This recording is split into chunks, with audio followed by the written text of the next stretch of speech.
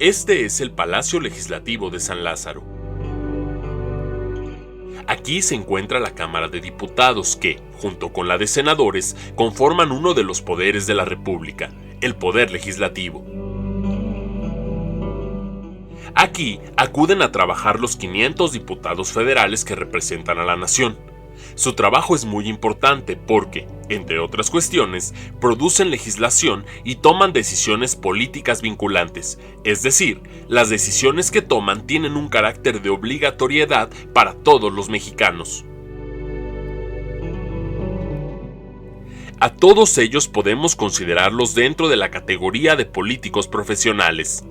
Son los mismos que dominan con su imagen y discurso el panorama político en los medios de comunicación, sobre todo en periodos electorales. Incluso, algunos de ellos se tornan célebres, aunque esto no se dé por las razones correctas. Los políticos profesionales son figuras preponderantes en la vida de un país y sus decisiones tienen una enorme repercusión en el acontecer diario de todos sus representados, incluyéndote. Teniendo en cuenta su importancia, ¿te has preguntado alguna vez cómo es que piensan? ¿Cómo toman decisiones? Dada la naturaleza del trabajo de los diputados, es importante indagar la forma como toman dichas decisiones, particularmente la forma como piensan y procesan la información que, entre otros factores, les permite decidir. ¿Será que podemos confiar en la motivación y representatividad de esas decisiones?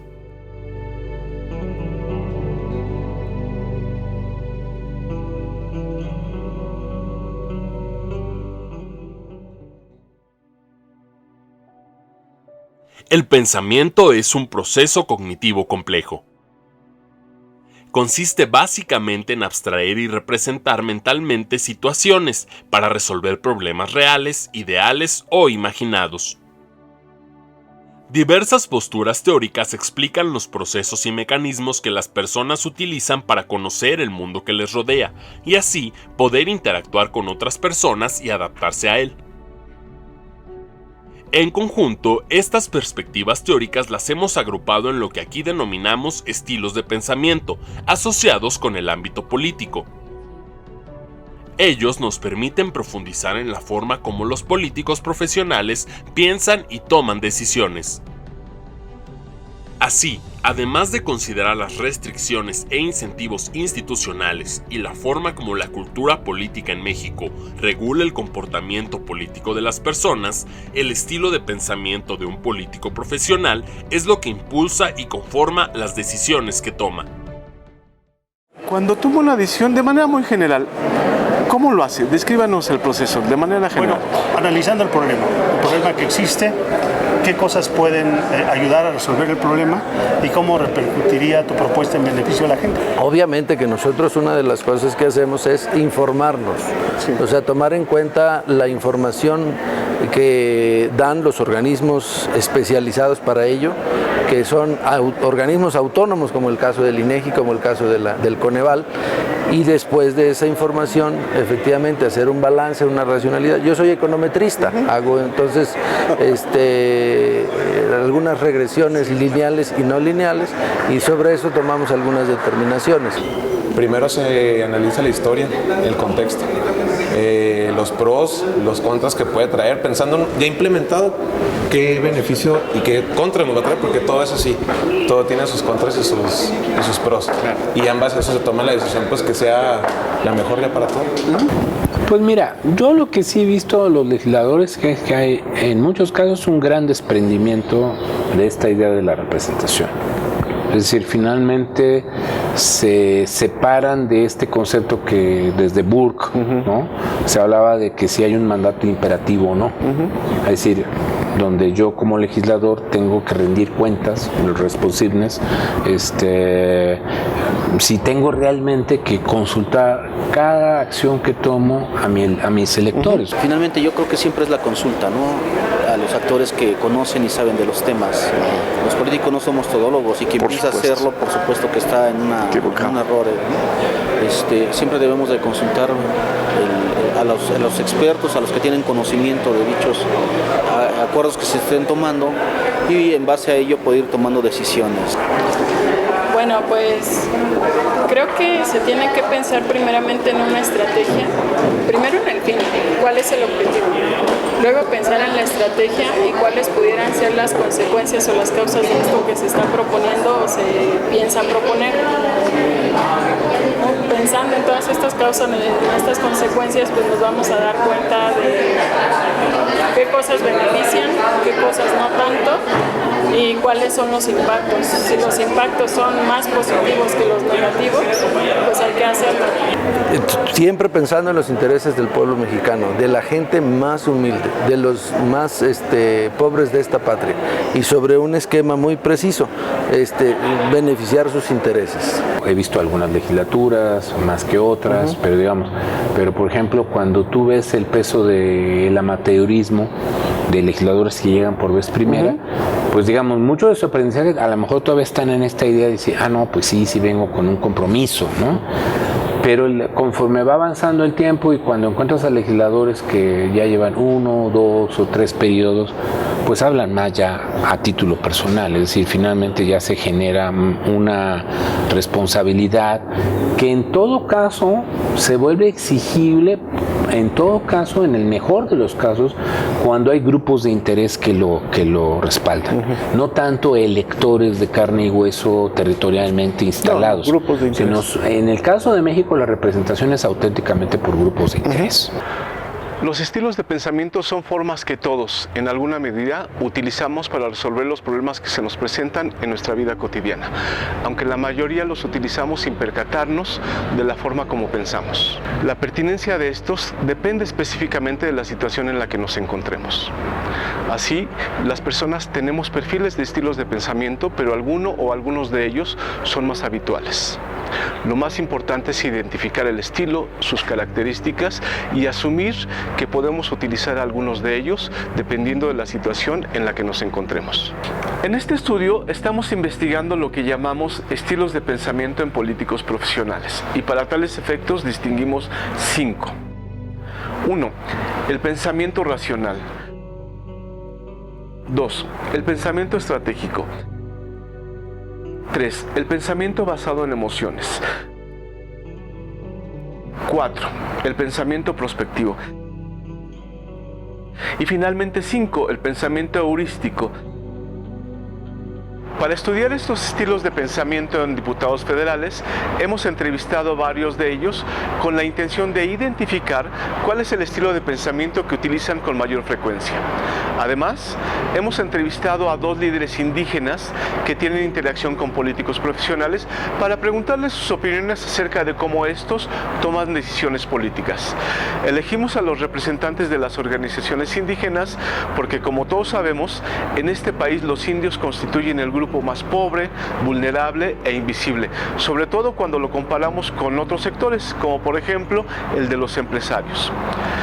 También entrevistamos a 2 reconocidos académicos, analistas políticos, para preguntarles de igual manera sus opiniones acerca de cómo son nuestros políticos.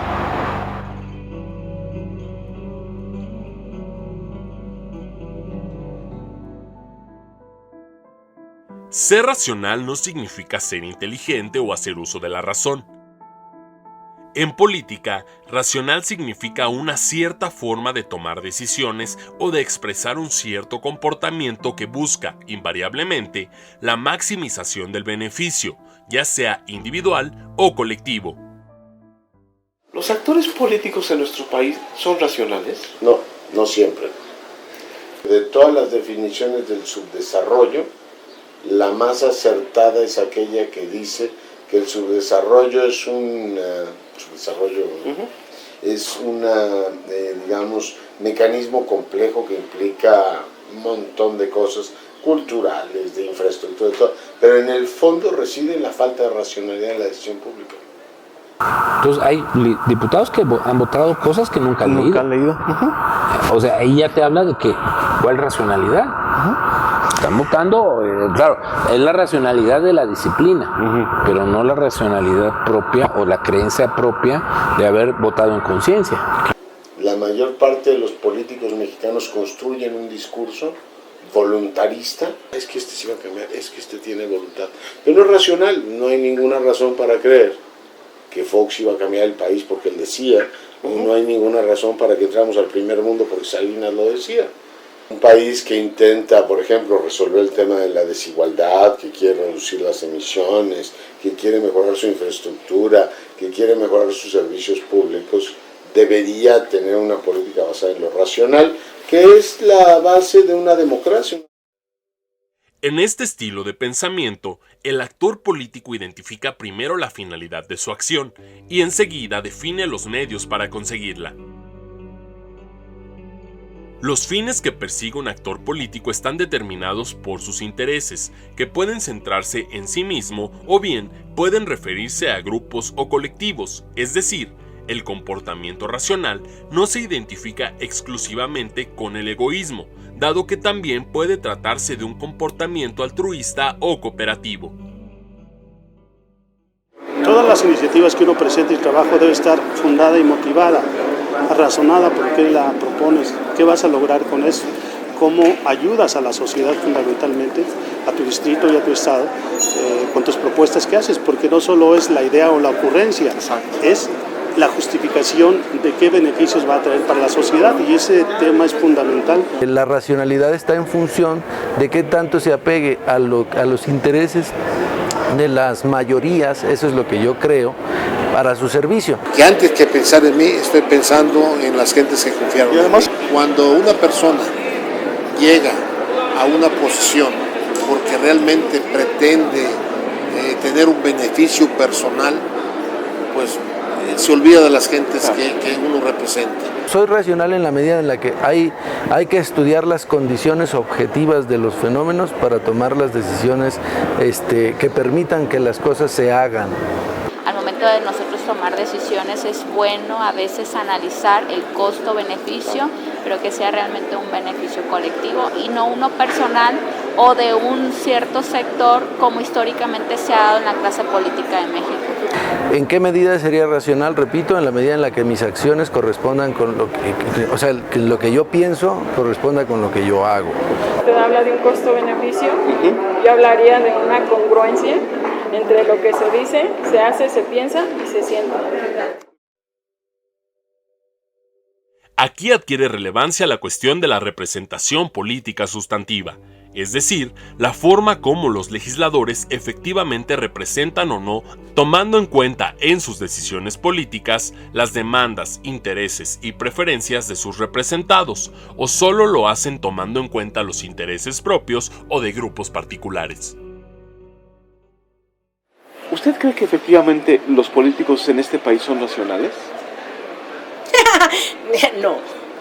Yo creo que ahora actúan justo en sus intereses políticos y eso no es racional. Desde nuestro punto de vista, para ellos sí, pero para la sociedad no. Yo en lo personal, hasta la fecha, la experiencia que he tenido en pláticas con políticos, no me he encontrado a uno inteligente, a uno racional.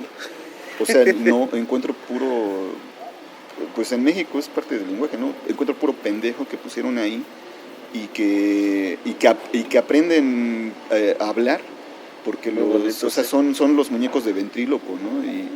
Y no hay mejor ejemplo que el que acaba de salir de nuestro presidente, ¿no? Yo, por ejemplo, yo creo que ahí entran los principios de una persona, ¿no?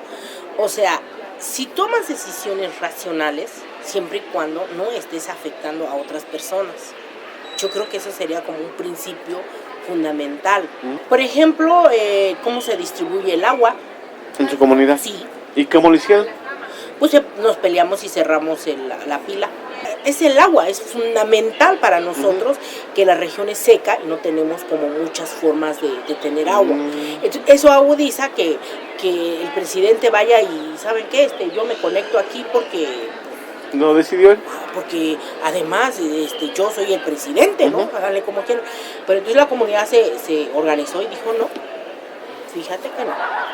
Y fueron y quitaron. Ellos lo ponían de día y la gente lo quitaba de noche. Ellos ponían de día y la gente lo quitaba de noche. Pues hemos estado con gente así relevante, pues, de cargos fuertes, y nos queda claro, creo yo, y hasta hablo en plural, porque luego cuando conversamos cómo vimos al presidente municipal, cómo vimos a tal diputado, cómo vimos al mismo presidente estatal o presidente de la República, y lo que menos está en la mesa es que sean racionales. La política la hacen personas y tiene como referente a otras personas. Por lo mismo, el pensamiento racional en política es importante, pero insuficiente a la hora de considerar a las personas como destinatarias de la acción. El pensamiento en un político profesional, además de racional, tendría que cumplir con una característica muy importante: ser estratégico.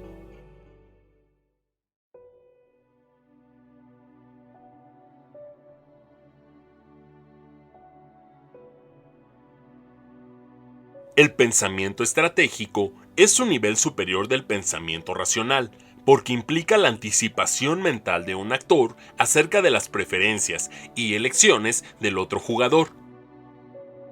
Se piensa lo que es probable que el adversario elija en el marco de las opciones disponibles para entonces tomar la decisión óptima.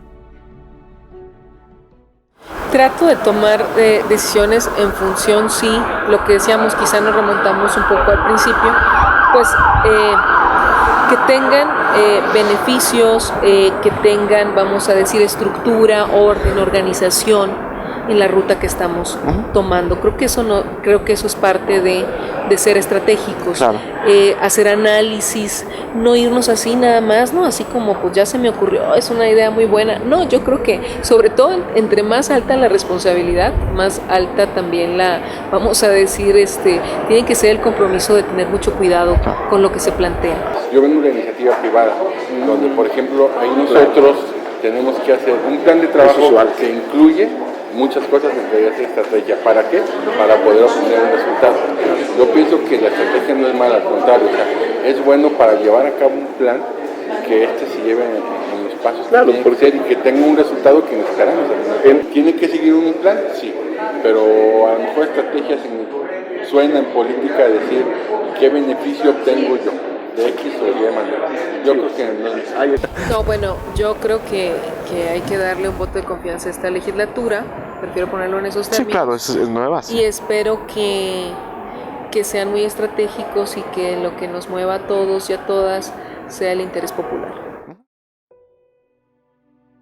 Un político cuyo estilo de pensamiento es estratégico es un político racional, pero no todo político racional es un político cuyo pensamiento sea estratégico.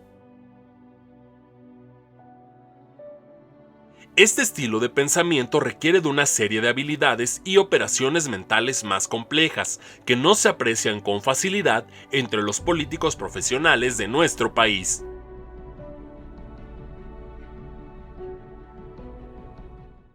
Si los actores en México no son racionales, mucho menos son estratégicos. No, pero absolutamente no. O sea, van, digamos, del día a día, ¿no? Van bateando la bola que les toca. Y eso es una carencia absolutamente congénita de nuestro sistema político. En el mejor de los casos, el horizonte sexenal. Y lo que van es tomando decisiones en función de cómo se presentan las cosas. Porque estrategia finalmente, ¿qué significa?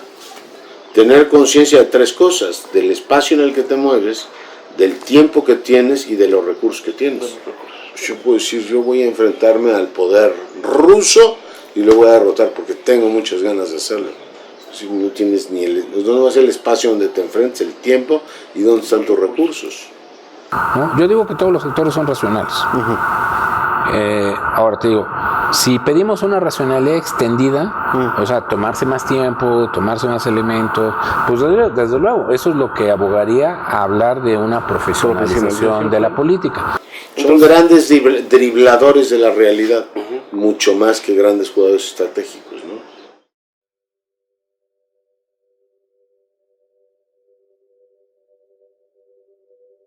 Dadas sus posturas, lo más común es que los políticos entren en conflicto por la intención de conseguir sus intereses y, desafortunadamente, la actuación política de los últimos años nos muestra que esto conduce a decisiones que les permiten maximizar sus beneficios, lo cual no necesariamente representa el beneficio para una mayoría.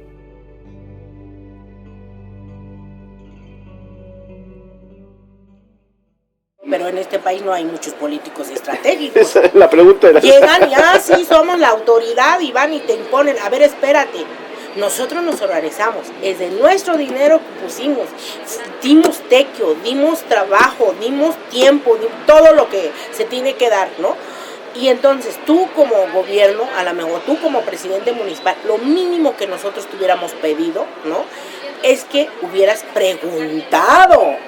Y a lo mejor sí pudiéramos compartir, que además tienes que poner un dinero, porque todos nosotros sí ponemos dinero y pagamos 3,000 pesos para que se nos conecte agua cuando hay alguien nuevo. ¿Qué es la estrategia? La estrategia es una visión de largo plazo, o sea, un modelo de largo plazo, esa es mi opinión, y la táctica, decía Lenin, se puede modificar de un minuto a otro, pero sin abandonar la estrategia. Entonces, si usted ve que a cada rato hay cambios en el discurso, ataques precisos, entonces son movimientos tácticos que más bien actúan sobre la base del interés de la elección. No se aparecen, no actúan, no se presentan, no dicen nada hasta que no es la elección. Ahí empiezan a sacarle los defectos de sus enemigos, ahí empiezan entonces ahí es donde viene, sí, la estrategia es que ellos pretenden gobernar o seguir gobernando, y la táctica pues es denostar a sus enemigos o buscar mecanismos para ellos adelantarse y seguir con el propósito estratégico de seguir ganando, pero la táctica es lo que va modificando según las circunstancias. Yo desde que me acuerdo este país está encontrando su camino, ¿no? Echeverría, López Portillo, o sea, todo presidente que ha entrado dice que ahora sí tiene la voluntad de transformar, ¿no? El tema es, yo creo que la carencia fundamental sigue siendo la falta de un horizonte estratégico. Al ser tu horizonte limitado, lo único que puedes hacer es generar la emoción de que vas a hacer una transformación, aunque tú sepas que no la vas a hacer, ¿no? En la arena política, los políticos racionales y estratégicos se enfrentan. Ello deriva en un conflicto político y, en tal escenario, lo que suele ocurrir es que la situación de interacción entre dos actores políticos está definida más por la competencia que por la cooperación. Esto abre la puerta para algunas prácticas como la manipulación, el engaño y el falseamiento, que están muy presentes en la política. ¿Será que un estilo de pensamiento menos racional y más emotivo se genera a partir de este tipo de enfrentamientos?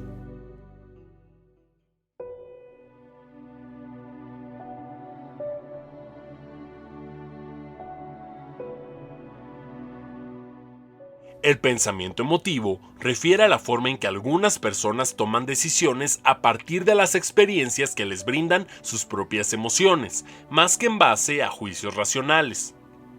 Algunos teóricos políticos le llaman a este pensamiento irracional. ¿Será este tipo de razonamiento más recurrente en nuestros políticos profesionales? Veo perfectamente lógico que aquí tienes una política mucho más basada en emociones. Como en la corte le tenías que caer bien al rey, o sea, no establecer un discurso racional de iguales, que sería Aquí tú tienes una supeditación automática a un señor que provee satisfactores, ¿no? Entonces los legisladores evidentemente solo se ven atenidos a responder de mayor o menor manera, pues en función de varias cosas. O sea, si me financiaste o tuviste algo que ver con mi campaña, por un lado, si porque vienes de un gremio al que yo le tengo que responder, o un sindicato, o una ONG, etcétera. Entonces es cuando realmente adviertes que algunos de estos legisladores sí están siendo sensibles a la importancia de que estos grupos sean escuchados y además buscan tener un contacto regular, o por lo menos siempre que quieran tomar una decisión importante, sí procuran que sus asesores mantengan el contacto o son receptivos a las llamadas que le hacen llegar o que son mediadas a través de sus asesores, para poder entonces sí plantearse una idea de cómo ellos llegarían a un posicionamiento primero. Tú tienes una cultura política que pasa en estructuras más complejas, donde aquí hay una corresponsabilidad en el principio de, quizás Suiza sea el ejemplo más claro del famoso cálculo del consenso, es decir, oiga, si queremos tener un aeropuerto de tales características, tenemos que pagar tanto dinero. Si queremos tener un gobierno que haga tal o cual cosa, no sé. ¿Quién se encarga de la salud? ¿Se encargan ustedes o me encargo yo? Si quiere usted o de la educación, ¿quiere usted un cheque educativo? ¿Quiere un sistema público que enseñe a sus hijos? Bueno, eso cuesta tanto dinero. ¿Y lo quiere competitivo? Pues eso nos va a costar tanto. O sea, tú tienes un cálculo racional del consenso a una idea absolutamente providencial. Y eso te da, pues, ¿qué le digo a usted que entiende tanto de psicología? Comportamientos completamente diferentes. Aquí digo es, ¿cómo me pongo al lado del gordo para que me dé más? O sea, la política es, a mí me tocan 28 teleras, porque yo estoy cerca del presidente, ¿no? Y eso pues, es una lógica que ha dominado el Estado mexicano, ¿no? Recientemente, las emociones aparecen como una función característica en los ciudadanos, que ejercen muchas de sus decisiones políticas a partir de un pensamiento emotivo. Creo que sí tiene que ver mucho, ¿no? Las emociones y por eso siempre en la academia siempre te están diciendo objetividad, que yo a estas alturas también la academia sale sobrando porque las personas somos bastante subjetivas, ¿no? Tratamos según muy objetivos, pero si analizamos esa parte creo que también no está podemos dejar las emociones, no, o sea, los seres humanos no somos como robots, ¿no? Incluso Sí, eso tiene que ahora ver sí pienso, ahora no, ahora siento. Con lo que le... En nuestra lengua, cuando a mí me preguntan cómo dices pensar y ser racional, digo mati. ¿Y cómo dices la emoción, el sentir? Mati. Y se sacan de onda quienes estudian nuestra lengua, ¿no? Así, a ver, ¿cómo porque pensar lo racional igual, es sí. mati? ¿Y por qué sentir? Y dicen, una cosa es pensar y otra cosa es sentir. Pues sí, en tu cultura, en tu forma y en tu modelo de pensamiento. Acá no lo disocian. Acá no. Dice, no, pero ¿cómo que lo juntan? Digo, ¿y ustedes por qué lo separan? Justo en las emociones no puedes decir es así siempre, porque fluctúan, ¿no? Es como esa parte de ahora tiene que ver a lo mejor a la persona está deprimida. La relevancia política de las emociones está dada. Con ellas, un político profesional puede tomar mejores decisiones elaborando razonamientos a partir de los estados emocionales en los que se encuentra.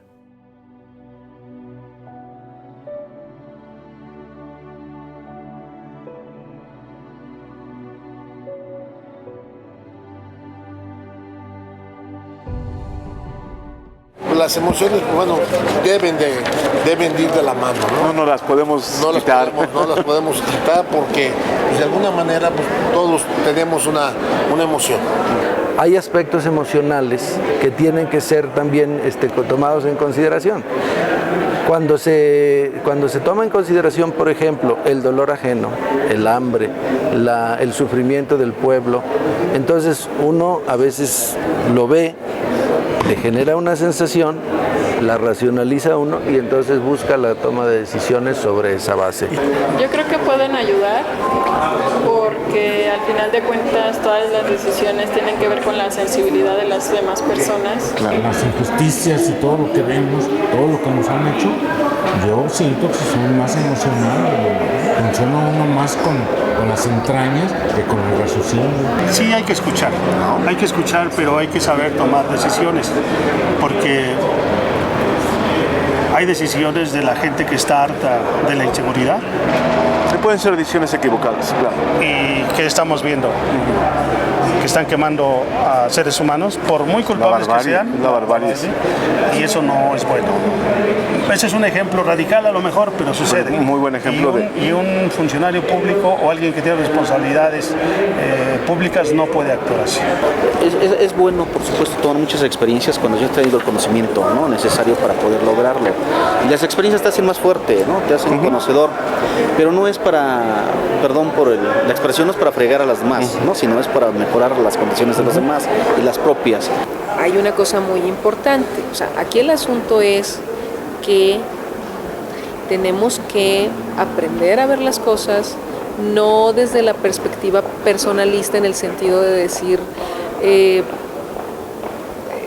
porque tal me hizo tal. O sea, creo que hay que tratar siempre de entender las cosas desde una perspectiva que también atraviesa la ecuanimidad.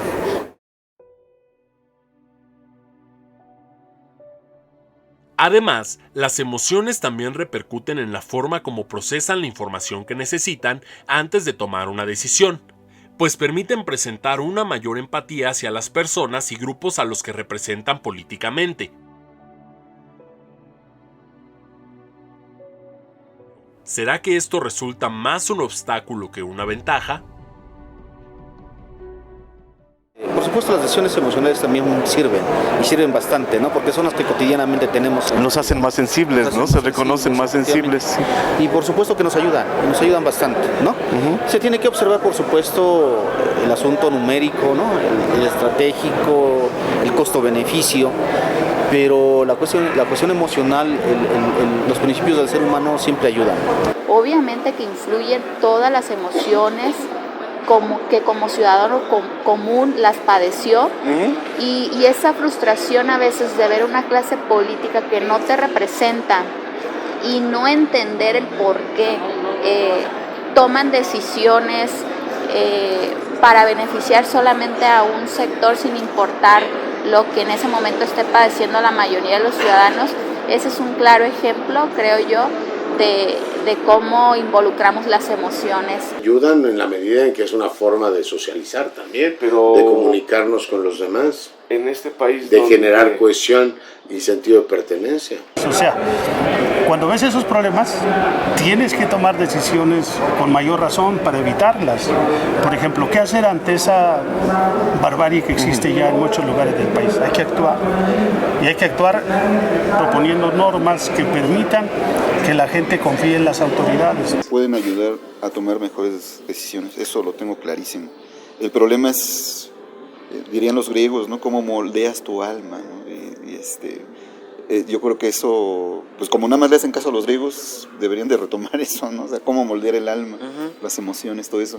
Eso lo tenemos acá, ¿no? Es parte de que es de suma importancia moldear eso que ustedes le llaman alma, ¿no? Bueno, el concepto no, pues por nosotros no existe, es otro, pero tiene que ver con eso, cómo nuestro corazón de maíz tiene... Es que de cada cosa que me dices que tienen otro concepto ustedes, por eso te decía si es otro mundo, sí. Entonces, sí es importante, pero imagínate, si lo entendemos desde el occidentalismo moderno, las emociones es algo irracional, claro. Por lo tanto no es conveniente.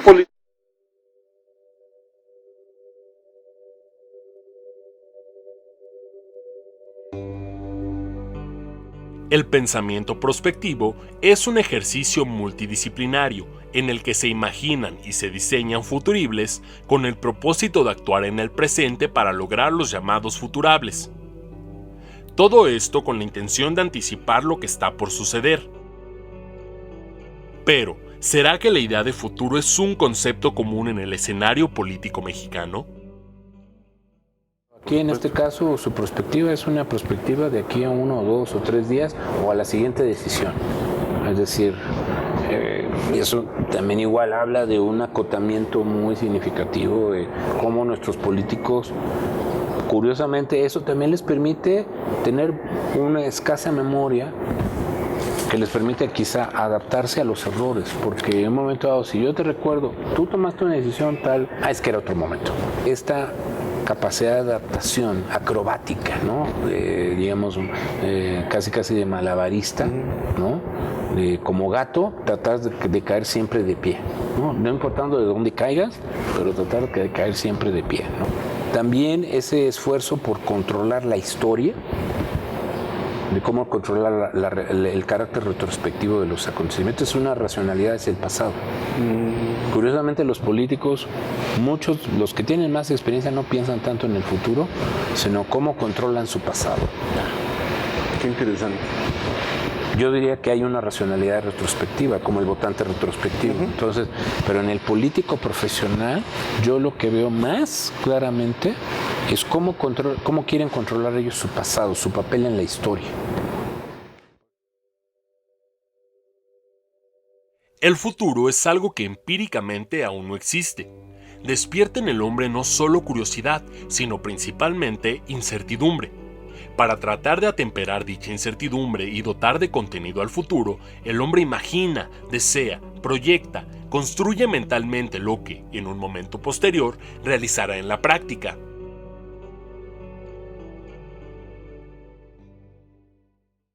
Yo creo que quien está en el tema público tiene que hacer perspectiva, ¿no? O sea, cada cosa que tú vas planteando en lo que tú plasmas se supone que es para crear mejores condiciones, y eso va a llevar a una serie de cosas que están ligadas a otras que traen mejores resultados. Yo creo que la perspectiva es muy importante porque hay que anticipar el futuro. El mundo globalizado que tenemos hace que pienses hacia futuro. Para decirle yo, todos los políticos profesionales son prospectivos, yo puedo decir no necesariamente. Dicen los políticos profesionales que no puedes caminar sin rumbo en la política. Antes de pensar en qué construir, primero tenemos que ver qué reparar. Las administraciones pasadas más bien eran gobiernos que veían oportunidades y no necesidades. Y las oportunidades, como todo lo humano, es susceptible de error. Y a lo mejor no las manejaron de manera adecuada y eso lo estamos pagando ahorita. Entonces, primero se ve un gobierno de necesidades y luego ya de oportunidades. Aquel que piensa en inmediatez, pues por supuesto que no le da certidumbre, ni mucho menos genera la posibilidad de un crecimiento real en nuestra sociedad en todos los sentidos, ¿no? Sí necesitamos pensar a largo plazo. La política es el arte de lo que aún no es, pero es posible que ocurra. De este modo, prospectiva y política se vinculan. Ambas atienden la dimensión temporal del ser humano, el presente en el que se actúa para construir el futuro que se desea. Sin embargo, esta concepción ideal dista mucho de la realidad, según la perspectiva de los grupos indígenas respecto a las decisiones de sus representantes. Sí, son prospectivos, pero para los intereses que a ellos les interesa, de grupo, ¿no? Y sobre todo hemos tenido la experiencia que ha sido económico, ¿no? Porque han dejado entrar todas las mineras, a todas las ¿cómo se llama? Empresas que van a todo lo que nos hemos dado cuenta ahora. Sin mirar, o sea, eso es lo que yo digo, el mundo, ¿por qué la gente no mira como Donald Trump, ¿no? Que dice que no es cierto que haya un cambio climático, ¿no? Eso es mentira, pero es como autodestruirnos. Y yo digo, a veces pienso, ellos no se darán cuenta de eso. Son o intereses es así económicos. como su mundo y van a pensar que cuando haya un desastre a ellos no les tocará. Y luego a veces pienso que sí, no les va a tocar porque tienen dinero para irse a otros planetas, ¿no? En las comunidades nuestros proyectos son de largo plazo, o sea, son incluso de toda la vida, cosa que para los políticos pues no, ellos siempre buscan algo inmediato y de dar presumir, ¿no? Los resultados inmediatos de que cambiaron al mundo y todo eso, aunque sea falso, ¿no? Pero pues ellos tienen sus formas de aprovechar y de aprovecharlo políticamente y presumirlo, pero yo creo que esa es una diferencia importante en las comunidades, los proyectos que comúnmente se buscan en relación con los gobiernos, pues son proyectos a largo plazo. Si bien el pensamiento prospectivo es un asunto individual, la prospectiva es una construcción social del futuro que implica dicho pensamiento, pero también las capacidades sociales, económicas, políticas, científicas y técnicas de las sociedades.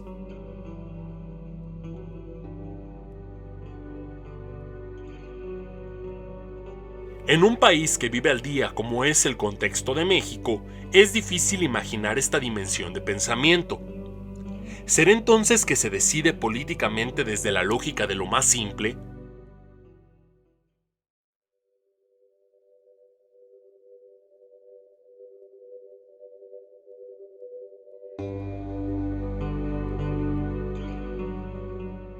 El pensamiento heurístico consiste en un pensamiento simplificado en el que, en lugar de pensar racionalmente, la gente toma atajos cognitivos para resolver situaciones de la vida diaria.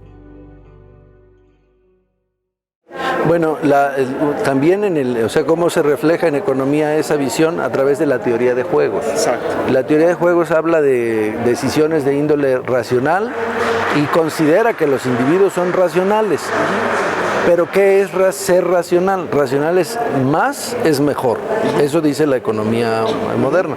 Y entonces las decisiones que toman los individuos están basadas en ese criterio de racionalidad, que es un error según yo, pero eso es lo que dicen que se hace, ¿no? Pues yo creo que la gente de manera predeterminada hay cosas que hacemos de forma racional e irracional, o sea, los impulsos, los instintos, los gustos. Yo creo que sería un político que no hace uso de la ciencia para para hacer política, es un político que tiende o va a tender a tomar decisiones con un alto costo social y que no van a representar, vamos a decir así, sino pruebas tipo ensayo y error. Hago esto, tomo esta decisión, así a ver qué pasa, sin hacer mucho análisis de cómo racionalizo las cosas, y el resultado va a ser, puede ser catastrófico. Insisto, tiene que estar presente el tema de la responsabilidad, ¿no? Finalmente un actor político no es un todólogo, también entran otras visiones, en teoría entran expertos en la materia, entran las discusiones con la propia sociedad, entran las discusiones con otros actores políticos, y creo que eso tiene que hacer que podamos aterrizar los mejores programas, los que la gente requiere, no los que se te ocurran a ti o a un grupo de expertos, vamos a decir, atrás de un escritorio, ¿no? Se llega a este momento histórico con una gran incógnita, con una gran expectativa, con una gran responsabilidad y con una gran exigencia. Expectativa y exigencia. Como estamos en una vitrina, pues hay que actuar de la manera más limpia y transparente. Porque luego toman decisiones y nos explican de una manera tan sofisticada, farragosa, que nadie les entiende, ¿no? Pues más bien tendrían que mirar como simples seres humanos para poder tomar esas decisiones, ¿no? Porque, por ejemplo, cómo camina la gente diario, justo lo que usted está diciendo, si tomo el metro, así tendrían que tomar las decisiones, porque a la mayoría de la gente es a la que implica o a la que se tiene que ver con todas estas cosas de que le llaman cosas políticas públicas. ¿A quién afecta o a quién no afecta? Pues son esos seres que están ahí. Los políticos funcionan en esos términos, no les importa cuáles son las cosas, y tampoco se hacen responsables de las consecuencias. Claro, porque que ese es un punto fundamental. O sea, yo asumo, si yo decido esto y no sale, pues asumo mi responsabilidad, que yo lo asumí, punto, y que lo quise hacer al final de cuentas. El caso de tomar decisiones sin un verdadero, ahora sí una perspectiva, racionalidad, análisis científico, puede llevar a este tipo de decisiones que en vez de que mejoren las condiciones sociales, empeoren. Y yo me baso en lo que dijo Federico Engels, en el sentido de que desde que la política es una ciencia, hay que estudiarla. ¿Es siempre el primer razonamiento el correcto? ¿Es posible tomar decisiones importantes a partir de él? Y, lo que sería más importante aún, ¿es este tipo de pensamiento uno preponderante en los políticos profesionales cuando no saben cómo actuar? Cuando por alguna razón que no saben tomar la decisión, no tienen claras las opciones o no hay recursos, no sé. ¿Cómo resuelve un actor político eso? O no resuelve, ¿no? O no la resuelve. Vas aplazando decisiones que tienen efectivamente un costo, pero inercialmente el no decidir implica muchas cosas, ¿no?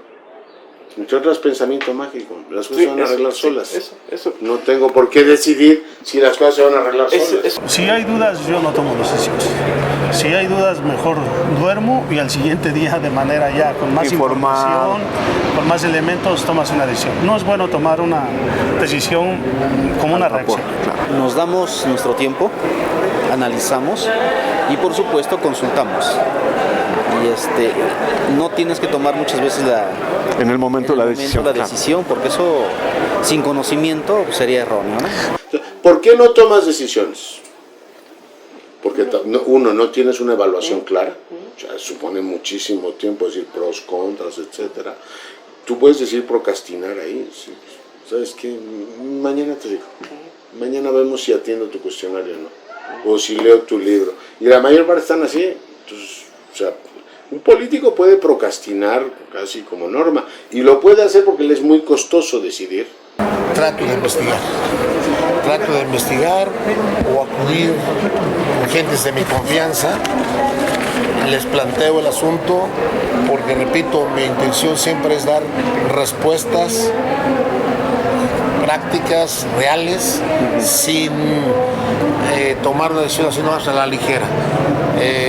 Las analizo, las veces, y si por alguna causa no encuentro la solución, yo siempre he dicho que todos los problemas tienen soluciones, nomás que aquí hay que sabérselas encontrar. Si yo no se las logro encontrar, pues te acudo a algún amigo, a una gente que tenga una mejor especialidad. Oye, fíjate que tengo esto, ¿cómo le harías? A lo mejor comparte lo que yo estaba pensando, pero no me atrevo a tomar una decisión cuando no tengo la certeza y la seguridad que es la mejor. O sea, antes de tomar una decisión en la que no estoy seguro, me informo.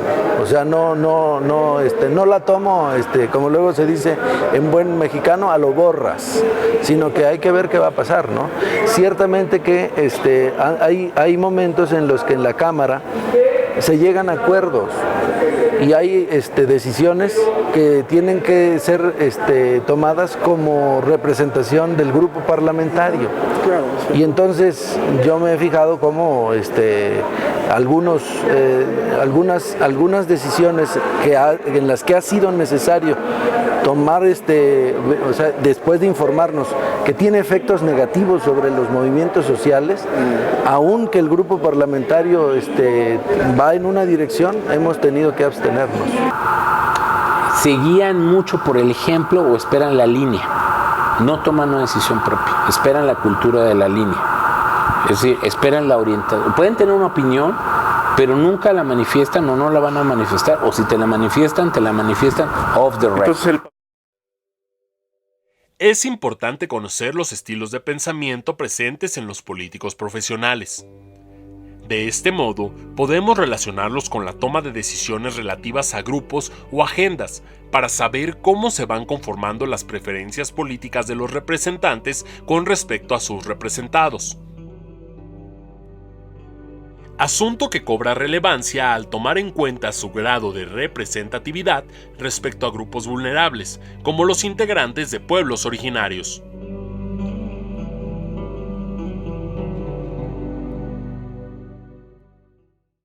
Ahora, relacionando estas formas de pensamiento con la representación política, particularmente de estos dos sectores que les mencioné, empresarios y indígenas. Le voy a formular una pregunta cuya respuesta parece obvia, pero nos interesa mucho conocer su opinión. ¿Qué sector de estos dos está mejor representado políticamente? ¿Ha sido mejor representado? Históricamente el sector empresarial, sin duda. ¿Y por qué? Exacto. Pues porque con el dinero manda el perro, baila el perro, el dinero hace que baile el perro. Y efectivamente la construcción de acuerdos, la construcción de candidaturas, etcétera, están basadas fundamentalmente, en muchos de los casos, en los apoyos de las empresas. Los sectores empresariales también están divididos y representan agrupaciones y cada una de ellas también se ve representada en las diferentes fracciones parlamentarias. O sea, cierto, los empresarios en general están representados, pero en particular están representados por grupos. Hoy López Obrador representa un cierto grupo de empresarios, y el PRI a otro, y el PES a otro, y PAN a otro. Empresarios hay un interés, y lo sabemos, tan así que todos los adultos se han hecho con la consulta, por ejemplo, del aeropuerto, donde hay un interés. Y si te fijas, la voz de la gente del pueblo, la gente de a pie, como muchos somos, de repente no llegan aquí. Yo creo que sí ha sido más representado el empresario por interés. Los grandes empresarios. Los grandes empresarios, que a los pequeños. Hay que precisar, porque a los pequeños no. ¿Y la razón dictada de ello? Porque han sido los hombres del poder, dicen que el dinero es poder, y ellos tienen mucho dinero, por lo tanto les dan mucho poder. El empresario por los intereses que hay en las cámaras. Aquí se aprueba la política económica, la política fiscal, la política de ingresos para tasar impuestos a... ¿Y a los indígenas nadie los ve? Y a los indígenas nadie los ve. Bueno, pues yo creo que la respuesta se puede dar si salimos y vemos en qué condiciones viven los pueblos originarios, ¿no? Y no es algo en contra de nadie, no es algo en contra de los empresarios. Creo que el compromiso con el que llega, por lo menos mi bancada, es un compromiso de darle la vuelta a esto, y no significa, reitero, ir en detrimento, por ejemplo, del sector empresarial, pero sí hacer justicia social a nuestra población. Claro, tenemos una deuda, todo el país, todas las generaciones de este país, con esa población. Les hemos quitado lo que hemos querido. Ellos tenían un gran territorio, ahorita ya están reducidos. Pues políticamente sí hemos visto por la historia, datos y todo eso, que los empresarios, pues los tecnócratas vienen cayendo más aquí en este tipo de puestos, pero ahorita estamos viendo una pluralidad de ideas, que eso es muy interesante. O sea, ahorita el gobierno está buscando disminuir la brecha de la desigualdad social, respetando los derechos tanto económicos también, sociales y culturales. O sea, le tienes que dar cabida a todos, para eso estamos aquí. Y como los indígenas están más alejados de... No los vemos, ¿sí? No nos vemos, no los escuchamos. En consecuencia, poco actuamos en favor de los sectores de esto. Hoy, afortunadamente, es un derecho ya consagrado en la Constitución, ¿no? Sí. Y por supuesto que también ellos mismos, en base a la nula protección del Estado, pues han venido generando sus propios cuadros, ¿no? sus propios dirigentes, y eso ayuda a que hoy estén representados en la Cámara. ¿Qué es lo que alcanzo a ver? Pues que en esta ocasión hay un mayor número incluso de indígenas en las curules. ¿Cuál es mi temor? Mi temor es que su voz finalmente no alcance a ser escuchada suficientemente. Y los empresarios tienen una capacidad enorme de definir políticas, de definir discurso, de definir órganos de representación, de definir interlocución con el gobierno, de definir plazos, de obligarlo a tomar decisiones específicas. O sea, el presidente tiene un consejo de empresarios, no tiene un consejo de indígenas. En la teoría de los grupos de presión te dice quién te presiona más, quien valga la perogrullada, pues quien tiene más posibilidades de presionarte. Bueno, son los empresarios, tienen más poder político, tienen forma de hacerse visibles, tienen un discurso articulado, tienen representación, tienen réplicas. En cambio, lo primero que tienen los grupos indígenas es una incapacidad de articular un discurso en defensa de un interés específico. Y que al final de las cuentas no es la mayoría la representación de los indígenas ahora en la Cámara, y entonces veo difícil que puedan poner una agenda como sí la pueden poner los empresarios. O sea, su peso específico está muy acotado. Pues los empresarios. ¿Y por qué? Pues porque son los que les convienen, son los que dejan dinero, ¿no? Los indígenas, para ellos no somos buen negocio. Y cosa que sería un error, ¿eh? O sea, yo creo que un político inteligente sí vería que hay un potencial enorme, pero como son ignorantes, no saben aprovechar. Claro, los empresarios. La razón, pues porque ellos les mueve un punto común, ¿no? El financiamiento, el dinero, la expansión de la empresa, el ganar, ¿no? Y a los indígenas como, pues, ¿de verdad vamos a generar dinero? No somos como el punto de la economía para empezar, ¿no? Entonces, pues no. Dígame en qué gasta y le diré que le preocupa. O sea, al presidente lo que le preocupa es claramente establecer una relación directa con la gente y ayudar, o sea, redistribuir el gasto público y darle una renta mínima a la gente. Eso lo tiene muy desarrollado. Pero en el caso de los indígenas no le he oído un desarrollo, digamos, particularmente novedoso. Y cada vez tiene menos dinero. El votante común, honestamente, no lo veo en el mapa. O sea, creo que ahí sí es una de las grandes carencias de la interlocución política dentro de nuestra democracia, pero el votante común... Sí, el ciudadano. O sea, el ciudadano común que un buen día llegue, oiga, pues yo quiero hablar con usted porque es mi representante de distrito.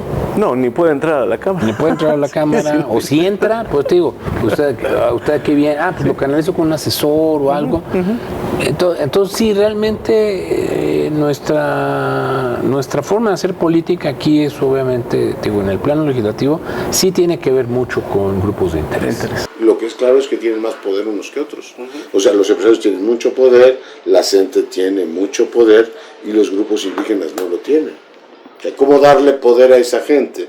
Pues un sistema político en teoría debería decir, oye, pues no es posible que se coma 3 pollos porque presiona mucho y grita mucho y me para la ciudad y a estos no les demos nada. Idealmente el sistema político debe igualar, decir, a ver, no puede ser que te esté dando a ti tanto dinero o dando tantas posibilidades y de estos me haya olvidado porque no tiene la capacidad de generarme problemas, ¿no? ¿Qué es eso? Finalmente influye en mi decisión.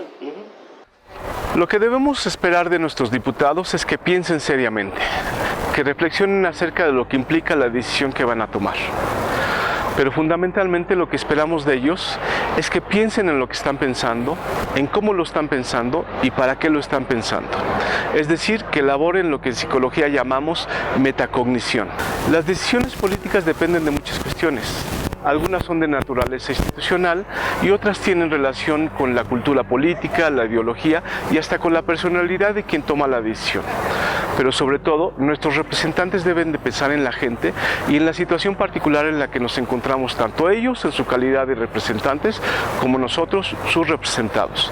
Solo de esta manera podemos aspirar a hacer efectiva la representación política, es decir, a contar con representantes que sean responsivos, sensibles, empáticos y recíprocos respecto de sus representados. ¿Qué es lo que tendríamos que hacer en este país hoy para esos dos sectores? Pues buscar un punto de equilibrio, ¿no? Tanto para los pueblos indígenas como para estos empresarios que sí pueden invertir, pero bajo qué términos también, ¿no? De verdad, o sea, yo creo que ahí también hay un sector que está abogando, sí, queremos que inviertan, ¿no? En las regiones, pero no para que depreden. Para ver, pues nosotros somos canales de comunicación de las necesidades de ellos. La idea está aquí en el aire, la agarras, la aterrizas, la tratas de canalizar y se presenta aquí. No voy muy de acuerdo con el discurso de víctima. Yo creo que en los pueblos originarios tenemos mucha cultura, tenemos tradiciones, tenemos gastronomía, tenemos juegos prehispánicos que tenemos que hacerlos visibles. Ya no tanto de decir es que 500 años hemos sido la víctima, claro. Sino empoderarnos más, decir aquí estamos presentes y somos pueblos originarios, seguimos vivos y seguiremos vivos. Porque aquí es un ganar-ganar también, ¿no? Ganar para la gente que y va ganar a trabajar, para la comunidad. Y ganar para ellos, pero también la comunidad no se va a depredar.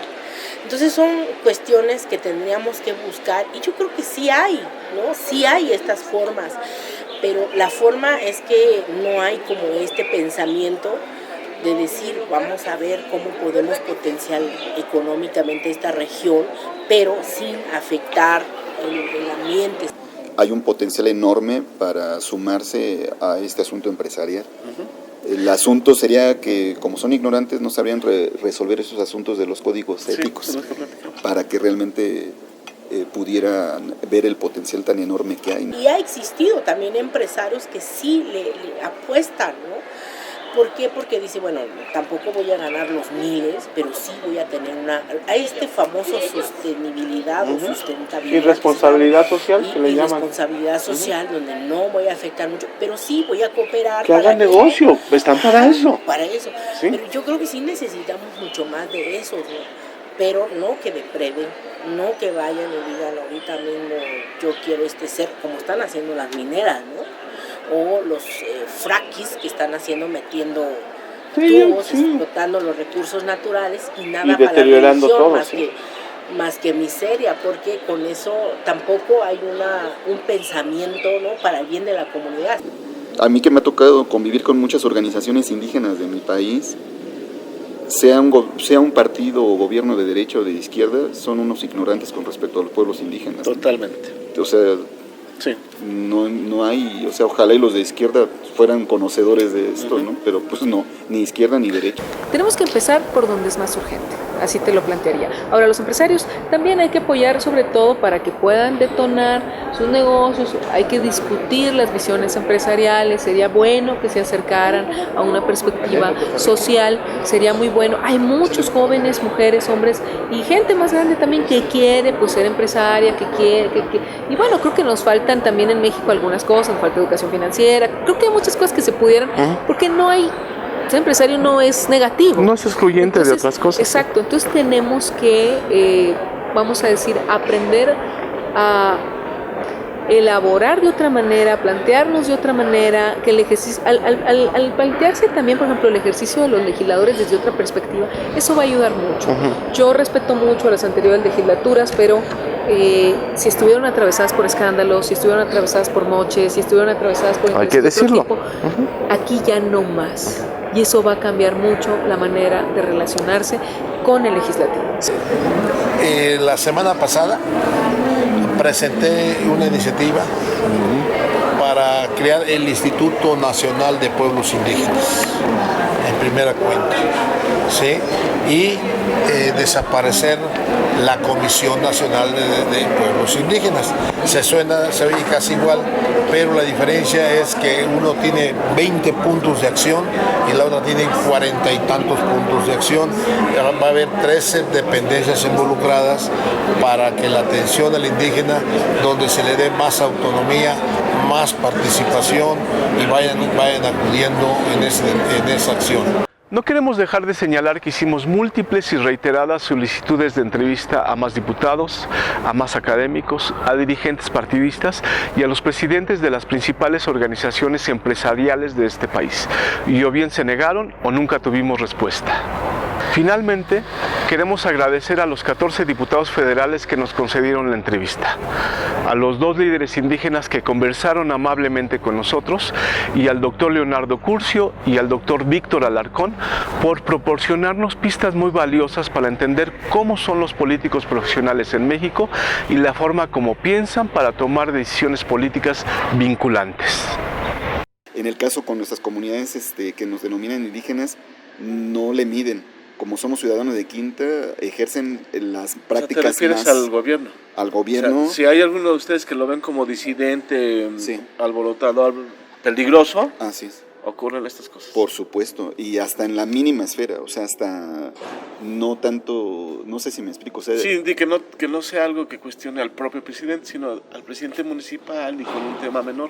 Pongo un ejemplo que una vez vi en la calle. A un niño que saben que es huérfano, no lo respetan, ¿no? Pueden hacer con él lo que quieran y es lamentable. Y a un niño que saben que tiene papá, mamá y hasta tiene tíos, todo eso, ni lo tocan, así esté haciendo algo mal. Y al niño que es huérfano, te pareciera que todo el mundo puede hacer lo que quiera y eso, en fin, lo comento porque en las comunidades indígenas seríamos como algo así, parecido, no sé si esté bien el ejemplo, o sea, así como que nosotros, o sea, no hay bronca, o sea, pasa algo, mátenlo, ¿no? Yo no creo que ningún presidente no haya querido arreglar el tema de Ayotzinapa o el tema de o que el presidente ahora no quiera arreglar el tema de los secuestrados, López Obrador. Lo que puede ocurrir es que diga, oiga, pues sí quiero, pero no puedo, o sea, no tengo elementos de inteligencia, no tengo ministerios públicos que me resuelvan eso, ¿no? Y de pronto constatar eso es muy duro para la gente, Yo te puedo decir que he tratado de tomar decisiones con base en muchos elementos, porque te reitero lo que dije hace un momento, no es un asunto personalista, es decir, un político es un gestor de muchas cosas, articula muchas cosas y tiene que aterrizarlas, no en función de lo que a él o a ella le convenga más. Ese ha sido el problema, quererse ser rico bajo, no, por ejemplo, hacer negocios cobijados por el poder, ese es un gran problema. Tú eres finalmente un gestor, un articulador, alguien que pueda ayudar a concretar. Esa es tu tarea. Sí, toman la decisión final, pero detrás de todo esto. Por eso tienes que hacer un gran análisis, una discusión, y tienes que escuchar lo que la gente te está señalando, te guste o no te guste. Claro. Y eso te va a ayudar pues a dar un mejor resultado. Mi principal aspiración política es representar a este Congreso con dignidad. Las legislaturas pasadas nos dejaron un desprestigio total. No digo que todas, pero de unos años a la fecha, ser diputado, no, pues la fábrica de nuevos ricos se acabó y hoy venimos aquí a servir. Muchos llegan con la esperanza de cambiar este México y traen en el corazón, por supuesto, traen en manos el corazón para hacer las cosas bien. Es una cuestión de racionalidad, ¿no?, del ser humano, y en consecuencia, digo, no todos estamos en esa dinámica de la confrontación política, sino de la cooperación. Efectivamente. Sí, sí. Hoy nosotros tenemos la responsabilidad, en esta 64 legislatura, tenemos la responsabilidad y la obligación de devolverle la honorabilidad y la credibilidad a este Congreso. Todos los mexicanos pueden y deben ser ciudadanos del mundo, no importando su origen, pueden estar en niveles de responsabilidad, de participación, incluso hasta la naturaleza misma. Por ejemplo, una mujer indígena puede ser ama de casa, pero también puede ser empresaria, investigadora, puede ser, y no renunciar a una condición. Ese infantilismo político que existe en muchas partes es suponer que a un, digamos, postulado éticamente aceptable, o sea, todos deberíamos tener un trabajo y recibir un salario remunerador. Perfecto, o sea, ¿dónde firmo? Todos deberíamos estar en condiciones de tener una vida libre de miedo y con garantías de tener una educación de calidad y una vejez tranquila. Entonces, ¿dónde firmo? O sea, el problema es creer que a un postulado éticamente correcto, éticamente aceptable, siempre hay una respuesta técnicamente viable.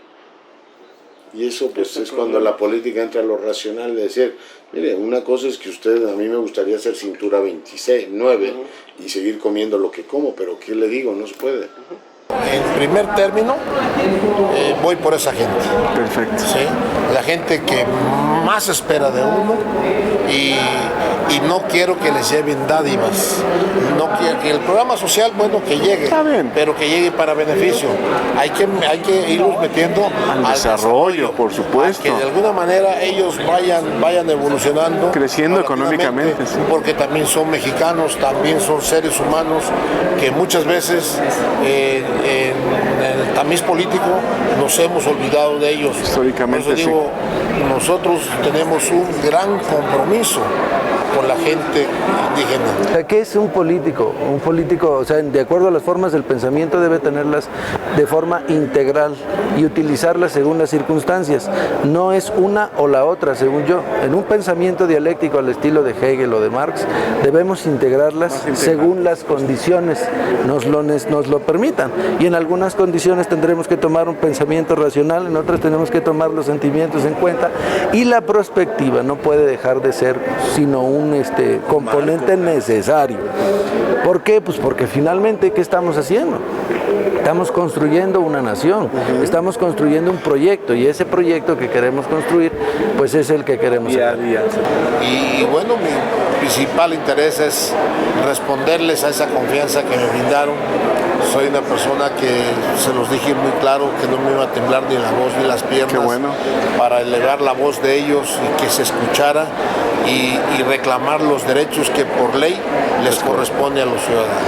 Si el legislativo es la voz del pueblo, pues tenemos que estar a la altura de ese mandato.